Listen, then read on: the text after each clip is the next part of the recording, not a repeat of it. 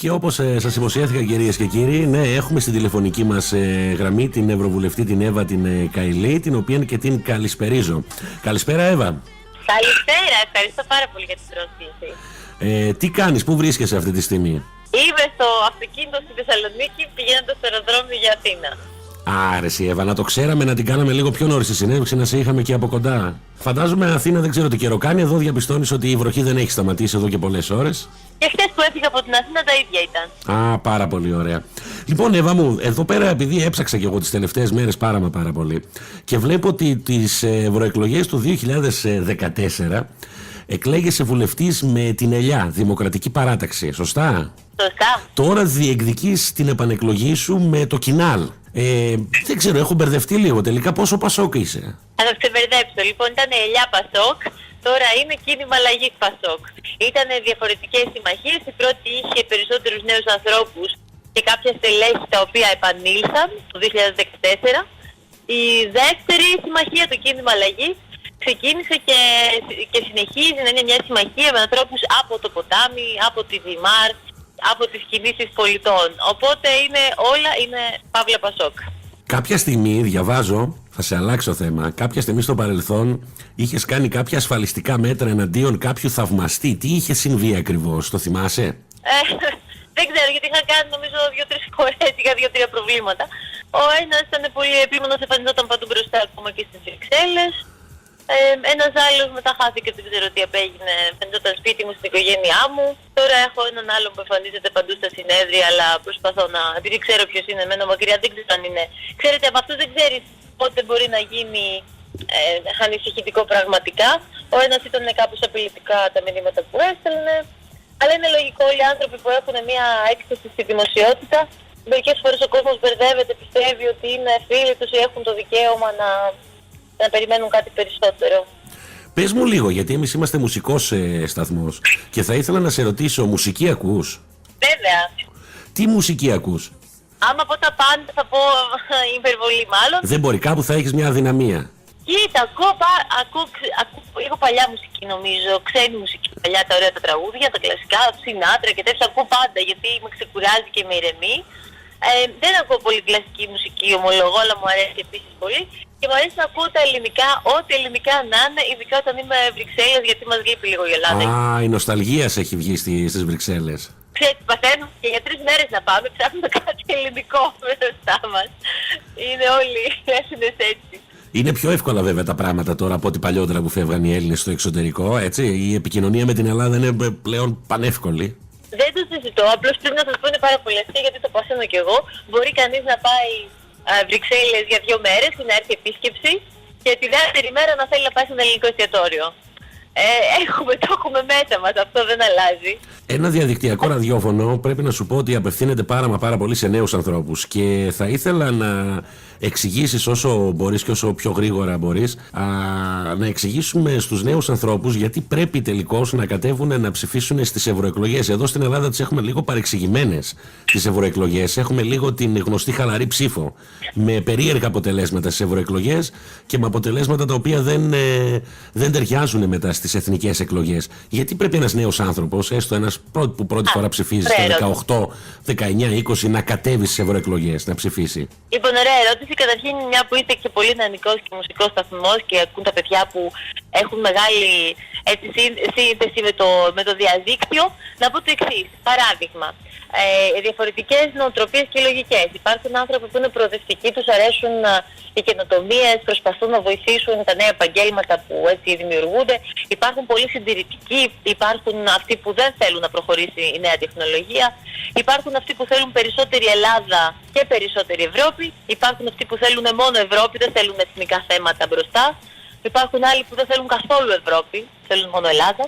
Εγώ θα σας πω ένα παράδειγμα, γιατί νομίζω με τα παραδείγματα είναι πιο σαφές. Ο ΣΥΡΙΖΑ, για παράδειγμα, ψήφισε να γίνει το φιλτράρισμα του διαδικτύου. Δηλαδή, να πέφτει μαύρο αν οι πλατφόρμες δεν έχουν για το κάθε βιντεάκι, για την κάθε φωτογραφία από πίσω μια συγκεκριμένη άδεια. Δεν μιλώ για το δημοσιογραφικό περιεχόμενο ή τα επίσημα τραγούδια, αλλά οποιοδήποτε τραγουδίσει κάτι ή έχει φτιάξει ένα απόσπασμα από μια ταινία και δεν υπάρχουν τα πνευματικά δικαιώματα κατοχυρωμένα από την πλατφόρμα, να πέφτει μαύρο. Αυτά τα ψηφίζει ο ΣΥΡΙΖΑ, ο κατά τα άλλα προοδευτικός. Εγώ το καταψήφισα προφανώς. Δουλεύω πάρα πολύ για τα παιδιά που βλέπουν στο YouTube να έχουν δικαίωμα να πληρώνονται απευθείας χωρίς να μεσολαβούν εταιρείες. Να γνωρίζουν τουλάχιστον, ακόμα και να μεσολαβούν εταιρείες, να γνωρίζουν τη συμφωνία. Λοιπόν, κυρίες και κύριοι, την ξαναβρήκαμε. Την ξαναβρήκαμε εδώ. Είμαστε με την κυρία Καηλή. Εδώ είστε, μας ακούτε? Σε ποιο σημείο σας άφησα? Πολύ νωρίς μας άφησα. Είπες πηγαίνεις προς το αεροδρόμιο Μακεδονίας, σωστά? Σωστά. Δεν ξέρω τώρα. Μακεδονίας είναι, Μίκρας είναι, δεν ξέρω. Έχω μπερδευτεί τελευταία. Σκέτο ήταν. Λοιπόν, βασικά δεν ακούσαμε σχεδόν τίποτα από την απάντησή σου. Λοιπόν, θα το ξαναπώ. Λοιπόν, θα πω πέρα από το ότι μας χωρίζουν πια μεταξύ μας και σε όλες τις χώρες το ποιος θέλει περισσότερη ή λιγότερη Ευρώπη, ποιος θέλει περισσότερη ή λιγότερη Ελλάδα, έθνος δηλαδή, ή ποιοι θέλουν και τα δύο. Περισσότερη Ελλάδα, ευκαιρά δηλαδή δικά μας ζητήματα και προϊόντα, να τα προστατεύουμε, αλλά να έχουμε και μια πολύ μεγάλη οικογένεια από αυτή που είναι η ευρωπαϊκή. Έχει άλλους που δεν θέλουν καθόλου Ευρώπη. Έχει άλλους που δεν θέλουν Ελλάδα, θέλουν μόνο Ευρώπη. Δηλαδή να μην έχουμε εθνική ταυτότητα. Αυτές είναι οι βασικές διαφορές.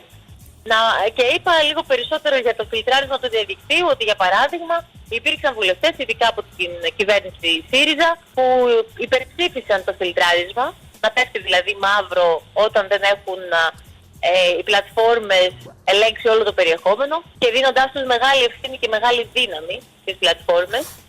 Άρα καταλαβαίνετε ότι θα ρίχνουν όλο και περισσότερο μαύρο.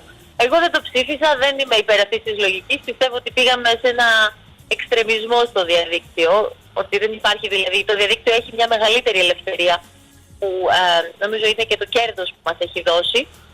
Το άλλο παράδειγμα είναι ότι έχω δουλέψει για τα παιδιά που αποστάρουν στο Instagram και που βγάζουν ένα εισόδημα από τις φωτογραφίες μέσω των διαφημιστικών ή πουλώντας αυτά που φοράνε. Να μην υπάρχει υπερφορολόγηση, να υπάρχει μια ενιαία ρύθμιση. Άρα να γίνουν πράγματα που τα παιδιά αυτά θα έχουν και προετοιμαστεί σωστά, να μάθουν κώδικα, προγραμματισμό δωρεάν για να μπορούν να δουλέψουν, να έχουν το δικό τους site και το δικό τους μαγαζί στο διαδίκτυο. Δούλεψα πολύ να φύγουν τα εμπόδια στο διαδίκτυο, να μπορεί δηλαδή κανείς να σας ακούσει και από τις Βρυξέλλες. Το ραδιοφωνό σας όταν είναι στο ίντερνετ. Να ρωτήσω κάτι. Πολλά πράγματα τα οποία να ξέρετε έχει σημασία ποιος και από πού έρχεται και τι καταλαβαίνει και όλα αυτά μας αφορούν έτσι, στην καθημερινότητά μας. Να ρωτήσω κάτι. Στην Ευρωβουλή οι Έλληνες ευρωβουλευτές δεν ακολουθείτε μια εθνική γραμμή, δηλαδή θέλω να πω ο καθένας ακολουθεί την κομματική γραμμή? Όχι, θα σας έλεγα ότι ανάλογα το θέμα. Λογικά στα εθνικά ζητήματα λειτουργούμε ως Έλληνες. Στη συμφωνία για τις πρέσπες εννοείται ότι εγώ καταψήφισα, είμαι κάθετα αντίθετη. Εκεί λοιπόν δεν λειτουργήσαμε ως Έλληνες, εκεί λειτουργήσαν ως Συριζέοι, λειτουργήσαν ως Νατοικοί, εξυπηρέτησαν τη Γερμανία και όχι το εθνικό συμφέρον. Εγώ δεν θεωρώ εθνικό συμφέρον αυτή τη συμφωνία. Υπάρχουν τεράστια ζητήματα ήδη. Πολλές εταιρείες δεν πρόλαβαν να προστατεύσουν τα προϊόντα τους ή το έκαναν με λάθος τρόπο. Η κυβέρνηση δεν τους θωράκισε και είμαστε εκτεθειμένοι σε πάρα πολλά προβλήματα. Για οτιδήποτε μακεδονικό να πρέπει να παίζουμε άδεια. Απαράδεκτο και ταπεινωτικό το θεωρώ. Τώρα, σε άλλα θέματα που είναι για τους πολίτες ή για τη θάλασσα, για την ασφάλεια στο Αιγαίο, προσπαθούμε να λειτουργούμε και ως Έλληνες. Όταν όμως δεν βρίσκεις συμμαχίες μέσα στην Ελλάδα, μπορείς να βρεις συμμαχίες με ανθρώπους που έχουν παρόμοια προβλήματα. Παράδειγμα με τους Ιταλούς. Μάλιστα. Άρα χτίζει συμμαχίες ανεξάρτητα και από κόμματα, πρέπει να σας πω. Έχεις κάνει μία δήλωση, από ό,τι βλέπω, δεν θυμάμαι, το 17, το 18, που είχες πει δίνονται επιδόματα σε τύπους σαν τον Καρανίκα, οι οποίοι είναι τεμπέληδες. Ναι. Έχεις δώσει βέβαια διευκρινιστικές απαντήσεις. Εγώ θα ήθελα ένα σχόλιο πάνω σε αυτό να κάνεις, διότι παρεξηγήθηκε πολύ η δήλωση που είχες κάνει. Δεν παρεξηγήθηκε, την έβαλε εκεί στη μηχανή της προπαγάνδας ο ΣΥΡΙΖΑ και λέει άρα όλα τα επιδόματα δίνονται σε ανίκανους. Δεν είναι αυτό. Είπα ότι δίνονται πολλά επιδόματα σε ανίκανους, όπως τον Καρανίκα, έναν άνθρωπο που θεωρεί ότι η εργασία είναι χολέρα και δεν δίνονται στα παιδιά που δουλεύουν delivery με τέτοιες συνθήκες ή δεν δίνονται στους ανθρώπους που τα έχουν ανάγκη ή κόβονται από τις γυναίκες που έχουν χάσει τους άντρες τους. Έχω δώσει μάχη για αυτά τα επιδόματα.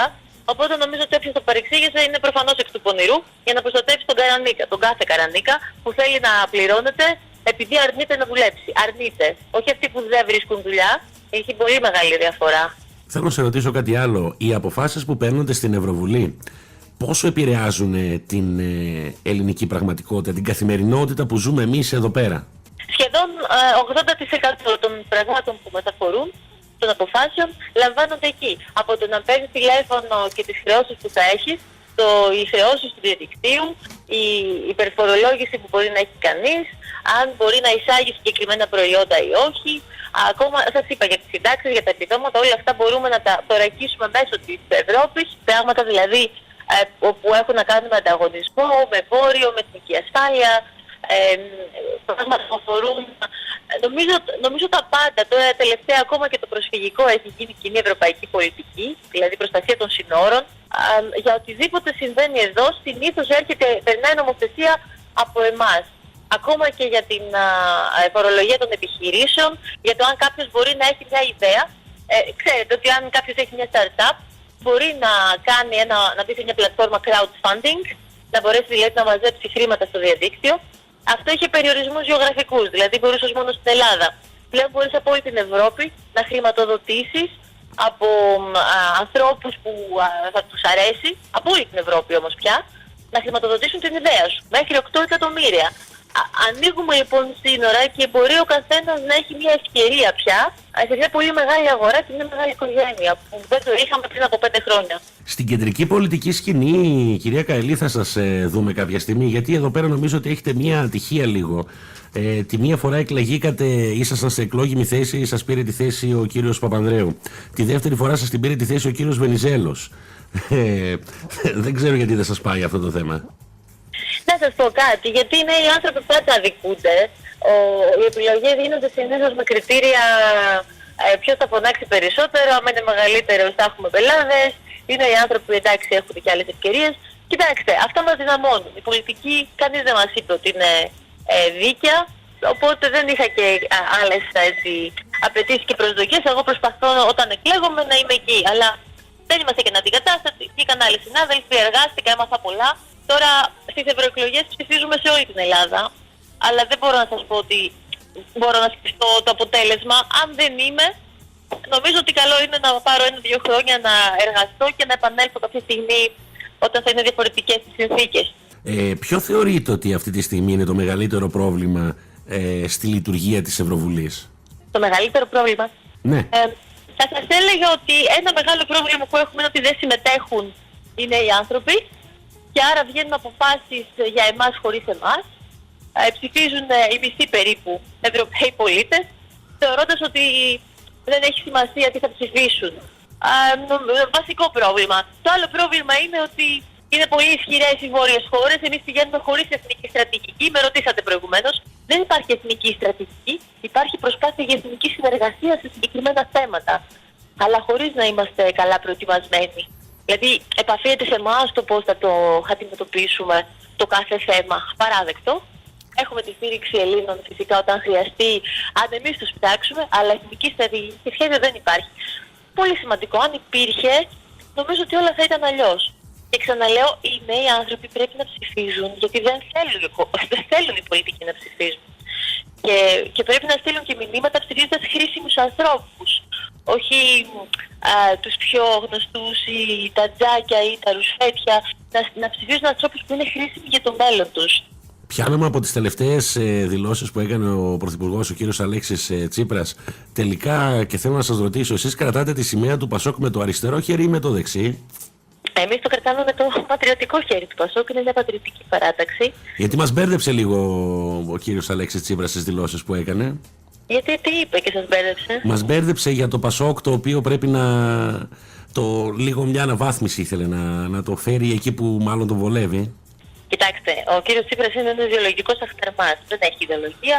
Έχει ανθρώπους από την άκρα αριστερά, από ανθρώπους που στηρίζουν την τρομοκρατία, μέχρι ανθρώπους οι οποίοι είναι άκρα δεξιά.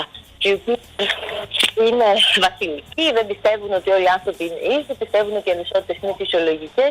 Έχει λοιπόν από όλα. Άρα είναι ο τελευταίος που μπορεί να μας πει τι είμαστε. Θα σας πω ότι είμαστε η μόνη παράταξη που έκανε τεράστια έργα στην Ελλάδα και η Ελλάδα που βλέπετε σήμερα και όλα αυτά που θεωρούμε αυτονόητα έγιναν από πολιτικούς με ονοματεπώνυμο που ήταν σε αυτή την παράταξη. Έγιναν και πολλά λάθη, αλλά οι πολιτικοί που έκαναν αυτά τα έργα Δυστυχώς νομίζω ότι δεν πήραν το ευχαριστώ που τους άξιζε. Συμπεριφερθήκαμε ενοχικά απέναντι στο λαϊκισμό, στις κατηγορίες και απολογούμαστε τώρα εμείς για στελέχη τα οποία έκλεψαν, τα οποία βρήκαν τώρα στέγη πάλι, λες και δεν είχαν ποτέ ευθύνες στο ΣΥΡΙΖΑ πίσω από τον Τσίπρα και προσποιούνται τους ανεύθυνους. Έχω να σας κάνω τελευταία ερώτηση.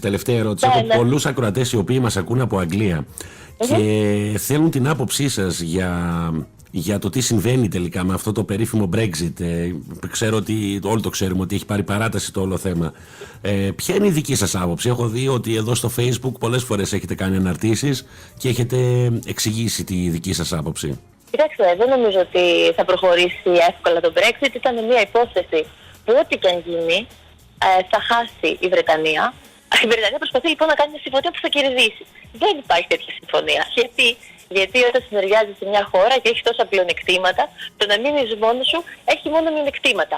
Μπορεί σε βάθος χρόνου να έχει ίσως ένα πλεονέκτημα, αλλά αυτό δεν μπορεί να αποδειχθεί τώρα.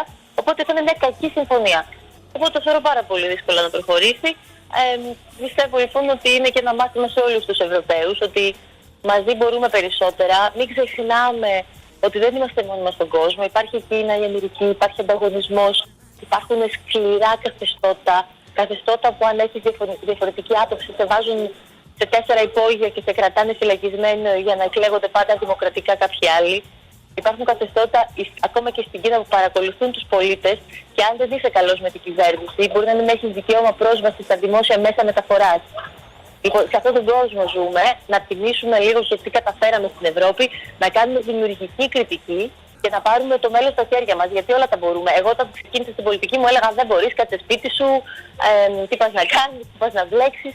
Και όμως μπόρεσα, έκανα πράγματα, έκανα νομοσχέδια για blockchain, τεχνητή νοημοσύνη, για το διαδίκτυο, πράγματα που όλοι θα τα δούμε μπροστά μας, που θα κάνουμε πιο εύκολα συναλλαγές, με ασφάλεια, μπορούμε να ανοιχτούμε στον κόσμο, να επικοινωνήσουμε χωρίς εμπόδια. Πολλά. Και όλα αυτά που κάνατε βέβαια οδήγησαν στο να εκλεγείτε και η καλύτερη ευρωβουλευτής για το 2018. Πάρα πολύ τιμητικό. Πολύ τιμητικό γιατί ήταν ανάμεσα στα 751. Οπότε για μένα τεράστια τιμή και χωρίς να το περιμένω. Υπάρχουν άλλοι που το παλεύουν πολύ. Εμείς το κάναμε με τη δουλειά μας, χωρίς δημόσιες σχέσεις δηλαδή. Πείτε μου. Ότι ήταν το σημαντικό και ήταν σημαντικό γιατί ήμουν η μόνη Ελληνίδα που επί 4 χρόνια ξεχώριζα στους 45 καλύτερους. Και όχι μόνη μου, να πω ότι ήταν μια ομάδα νέων ανθρώπων. Εγώ είμαι μεγαλύτερη. Όλοι οι άλλοι είναι μικρότεροι μου. Α, μάλιστα. Νέα παιδιά, 25, 30, 35, όλοι αυτοί δούλεψαν πάνω σε όλους αυτούς τους φακέλους για το μέλλον. Ποιο τραγούδι θέλετε να σας αφιερώσουμε κλείνοντας αυτή την πολύ ωραία συνομιλία? Διαλέξτε ένα ροκ τραγούδι που μικρή ήμουν περισσότερο προς τα εκεί και να μείνουμε σε αυτό. Ωραία, να βάλουμε Bon Jovi, θέλετε?